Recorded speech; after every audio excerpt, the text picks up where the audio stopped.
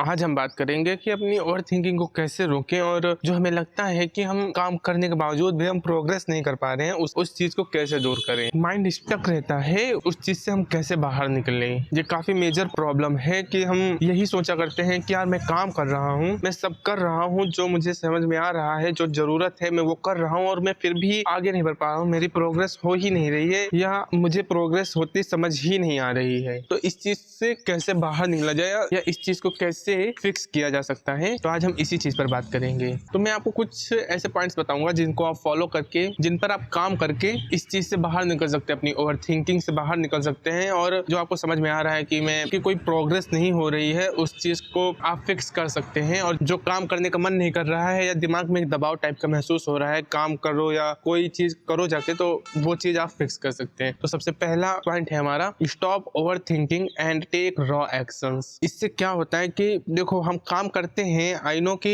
हम लोग काम करते हैं पर हमें प्रोग्रेस थोड़ा लेट में दिखती है, प्रोग्रेस हमें थोड़ा लेट में दिखती है और हम उसी चक्कर में काफी ओवर थिंकिंग करते हुए काम करते हैं। तो आगे चल के हमारा काम करने का मन ही नहीं करता और हमें समझ भी नहीं आता कि करें क्या। अपनी ओवर थिंकिंग को थोड़ा रोक के रॉ एक्शन लीजिए, जो आपको समझ में आए वो चीजें कीजिए। शुरू में कोई भी अच्छा नहीं होता है, सभी रॉ एक्शन ही लेते हैं तभी जाके आगे बढ़ते हैं। और एक बात याद रखिए कि ओवर थिंकिंग से कुछ नहीं होगा, और एक बात याद रखिए कि इंप्रूवमेंट होने में कुछ समय लगता है, तो उन्हें उनका समय दीजिए। आप ट्रैकिंग कर सकते हैं कि आज मैं इस जगह पर हूँ और उसके बाद कुछ दिनों के बाद देखना कि आप कहाँ पर हैं। एक कॉपी लेकर लिख सकते हैं कि आज मैं इस जगह पर हूँ, और उसके बाद कुछ दिनों के बाद देख सकते हैं कि आपने क्या इम्प्रूवमेंट किया। मैं भी एक समय इसी फेस पर था, पर मैं एक्शंस लेता जा रहा था और आई फील कि मैं कुछ प्रोग्रेस नहीं कर रहा हूँ। पर जब मैंने कॉपी पेन लेके बैठा मैं कुछ देर के लिए और जब चीज़ों को लिखा, तो मुझे समझ में आया, हाँ बहुत छोटे लेवल पर ही सही, पर मैंने इन कुछ 15 दिनों में अच्छी खासी प्रोग्रेस की है। और मुझे फिर पता चला कि हाँ, चीजें धीरे धीरे ही सही पर इम्प्रूव हो रही हैं। तो आप भी इसे ट्राई कर सकते हैं और रॉ एक्शंस लीजिए। हर चीज परफेक्ट नहीं हो सकती है, रॉ एक्शंस लीजिए, उसी से आगे आपको धीरे धीरे इम्प्रूवमेंट करेंगे। और हमारा दूसरा पॉइंट है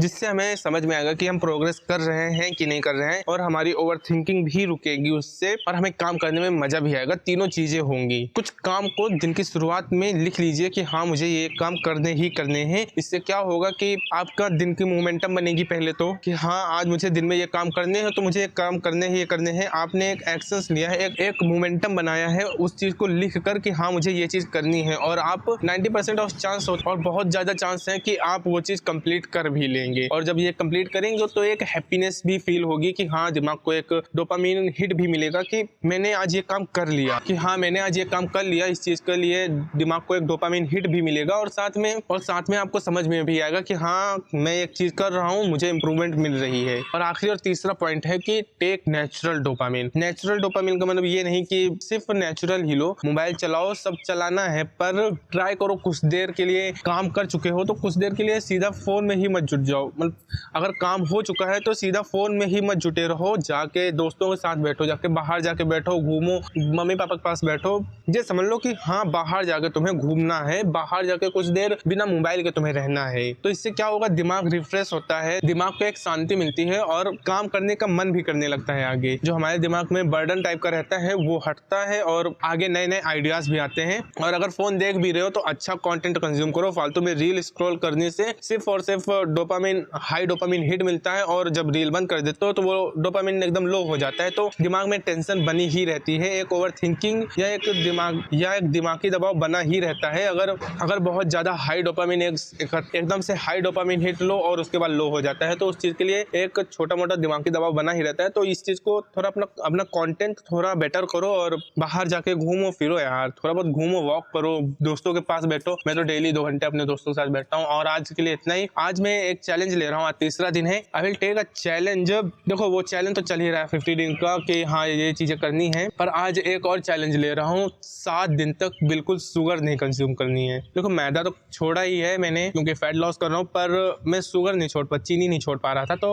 I will take a challenge कि 7 डेज के लिए चीनी नहीं खानी है। और मैं इसके लिए एक वीडियो भी बनाऊंगा पूरी प्रॉपर, जिसमें 7 दिन में क्या क्या चेंज हुए ये चीज मैं बताऊंगा। वो वीडियो आज से 7 दिन के बाद यानी 19 से 20 को आएगी। तो आज के लिए इतना ही। और अगर आप भी इस तरह के स्टकनेस पर ऐसा फील कर रहे हैं कि प्रोग्रेस नहीं हो रही या काम करने का मन नहीं कर रहा, तो ये चीजें फॉलो कीजिए, रॉ एक्शंस लीजिए, अपने काम के प्रति बिना ओवर थिंकिंग किए रॉ एक्शंस लीजिए, और कुछ सुबह सुबह ही कुछ टास्क, कुछ काम तय कर लीजिए कि हाँ मुझे ये काम करने हैं, आज ये काम कंप्लीट कर लूँगा मैं पूरे। और ज़्यादा बड़े मत काम, अगर बहुत ज़्यादा काम नहीं कर पा रहे हो तो ज़्यादा बड़े टास्क मत लो, क्योंकि अगर प्रॉमिस कर रहे हो अपने आप से, वो प्रॉमिस टूट रहा है तो फिर वो एक आदत बन जाती है प्रॉमिस तोड़ने की। दिमाग की एक आदत बन जाती है कि हाँ मैंने ये कहा और अब मैं ये तोड़ दूंगा, ये एक आदत बन जाती है और इस आदत को बिल्कुल भी बनने नहीं देना है, नहीं तो बहुत ज़्यादा गड़बड़े होती हैं। और आखिरी पॉइंट है कि बाहर जाके दोस्तों के पास बैठो, सभी लोगों के पास आसपास बैठो, थोड़ा मोबाइल से दूरी बना के रखो ताकि दिमाग थोड़ा रिफ्रेश हो और शांति मिले दिमाग को, तो ओवर थिंकिंग कम होगी। बस आज के लिए इतने, और ये